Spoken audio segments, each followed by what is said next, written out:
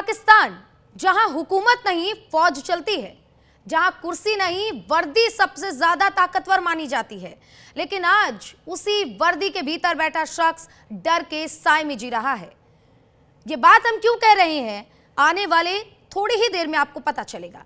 जिस नाम से कभी पूरा पाकिस्तान कांपता था, आज वही आसिम मुनीर खुद कांप रहा है, क्योंकि लंदन की सड़कों से जो आवाज उठी है उसने मुल्ला मुनीर की नींद हराम कर दी है। एक महिला की धमकी ने पाकिस्तान की फौज में भूचाल ला दिया है। बस फिर क्या था, इस्लामाबाद से लेकर रावलपिंडी तक सायरन बजने लगा, ब्रिटेन से रहम की गुहार लगाई जाने लगी। आज हम आपको बताएंगे कि कैसे पाकिस्तान का सबसे ताकतवर फील्ड मार्शल खुद अपनी जान बचाने के लिए बुलेट प्रूफ जैकेट के पीछे घूम रहा है। क्यों उसे जनरल जिया जैसी मौत का डर सता रहा है, और कैसे लंदन की सड़कों से पाकिस्तान की फौज ताकत की असली पोल जो है वो खोल दी है। उससे पहले आपको एक रिपोर्ट दिखाते हैं।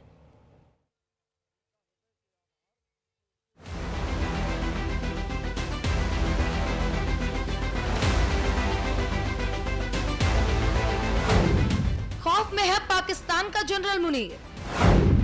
मुनीर को सता रहा मौत का डर, मुनीर को आ रहे सर तन से जुदा होने के सपने। कौन मुनीर को मारना चाहता है, कौन मुनीर की कार को बम से उड़ाना चाहता है, मोटे मुनीर की बुलेट प्रूफ जैकेट का क्या है राज। मुनीर का सूखा खून मार डालेगी किलर खातून। पाकिस्तान के फील्ड मार्शल आसिम मुनीर के होश उड़े हुए हैं। मुनीर को खुली आंखों से अपनी मौत दिखाई दे रही है। सत्ता और पावर के घमंड में चूर रहने वाला मुनीर जान जाने के डर से दहशत में है। मुनीर को डर है कि उसका अंजाम जियाउल हक जैसा होने वाला है।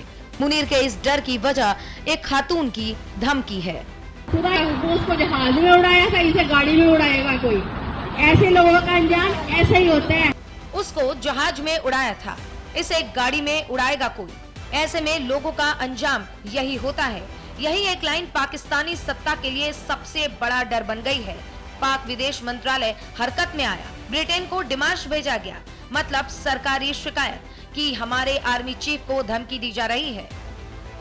जिस फौज का डर पूरे पाकिस्तान में था, आज वही फौज विदेश में बेबस दिख रही है। आसिम मुनीर, जिसे अभी अभी फील्ड मार्शल बनाया गया है, आज वही मुनीर बुलेट प्रूफ जैकेट के बिना घर से बाहर भी नहीं निकलता। और ये बात कह रहे हैं इमरान खान के करीबी मिर्जा शहजाद अकबर, वही शख्स जिस पर हाल ही में ब्रिटेन के कैम्ब्रिज में हमला हुआ था। नाक टूटी, जबड़ा फ्रैक्चर हुआ और फिलहाल अस्पताल में भर्ती है। मिर्जा शहजाद अकबर कहते हैं कि डर और आतंक मुनीर में फैल गया है, जो अपनी यूनिफॉर्म के नीचे बुलेट प्रूफ जैकेट भी पहनता है।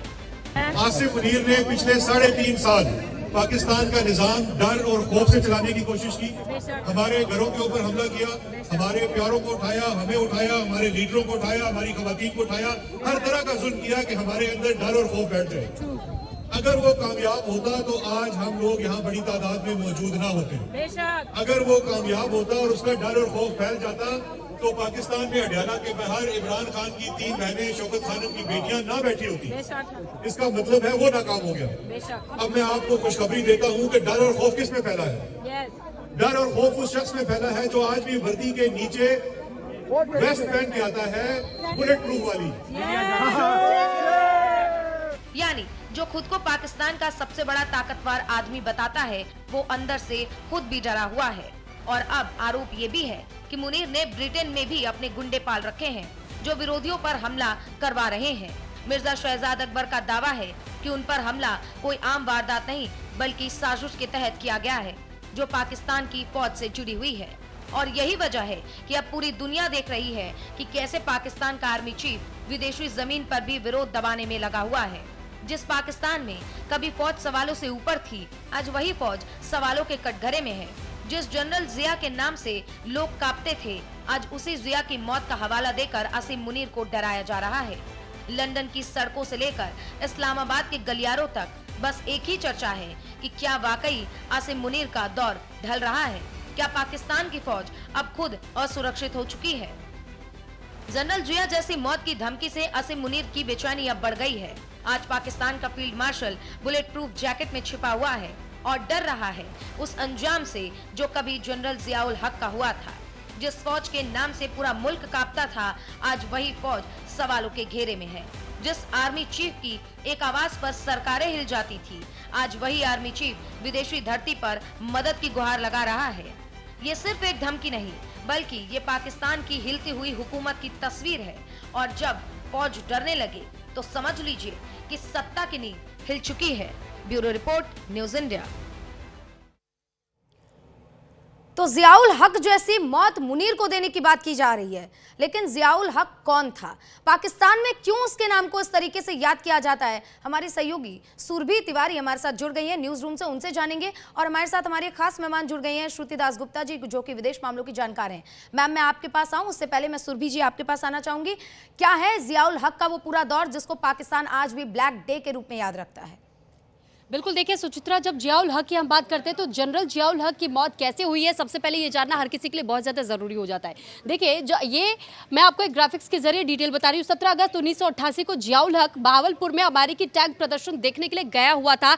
ये उस दौरान की घटना बताई जाती है जब बहावलपुर से सैन्य विमान C-130 हर्क्यूलिस में सवार होकर के उड़ान भर रहा था जियाउल हक। उड़ान भरने के कुछ ही मिनटों के बाद से विमान दुर्घटनाग्रस्त हो गया, जिसका हवाला बार बार दिया जाता है। और इसके साथ साथ हम आपको ये भी बताएंगे कि हादसे में जियाउल हक सहित विमान में जो 30 लोग सवार थे वो भी सभी के सब मारे गए हैं। और सिर्फ ये कहानी समाप्त नहीं होती है, बल्कि जियाउल को जो गिफ्ट किए गए आम के क्रेट में विस्फोटक रखा गया था, ऐसा दावा किया जाता है। ये उस समय भी आरोप लगा था। और ये आम का जो क्रेट विमान में लोड किया गया था, उसी में ये धमाका हुआ, ये दावे तब से किए जाते रहे हैं। हालांकि इसका खंडन कभी हुआ नहीं। कुछ रिपोर्ट्स में तो ये तक कहा गया कि विमान में कोई गैस छोड़ दी गई थी, पायलट बेहोश हुए और फिर विमान दुर्घटनाग्रस्त हुआ, यानी क्रैश हो गया।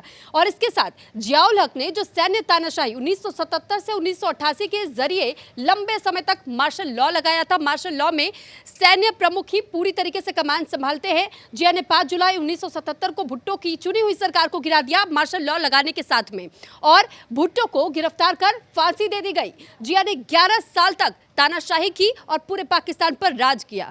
लेकिन जिस तरीके से मौत हुई, अब उसी से जोड़ करके देखा जा रहा है कि जियाउल हक इस्लामीकरण की नीति को अपना करके पाकिस्तान में कट्टरपंथ को तो लेकर क्या गया, उसे बढ़ावा भी दिया गया। और जिया जब चुनाव कराने का वादा कर रहा था उस दौरान, लेकिन बार बार उसमें भी टाल मटोल वो करता रहा। उसने कभी चुनाव होने नहीं दिए। अपने कार्यकाल के दौरान में राजनीतिक विरोधियों पर सख्ती, गिरफ्तारियां। बहुत शुक्रिया सुरभि आपका तमाम जानकारी के लिए। तो देखिए, जिस तरीके से जियाउल हक एक विमान हादसे में मारा गया और ये रहस्य आज तक पाकिस्तान में नहीं सुलझ पाया, जिसको लेकर अब ब्रिटेन की धरती से मुनीर को ऐसी धमकी दे दी गई जिसके बाद से मुनीर कांप रहा है।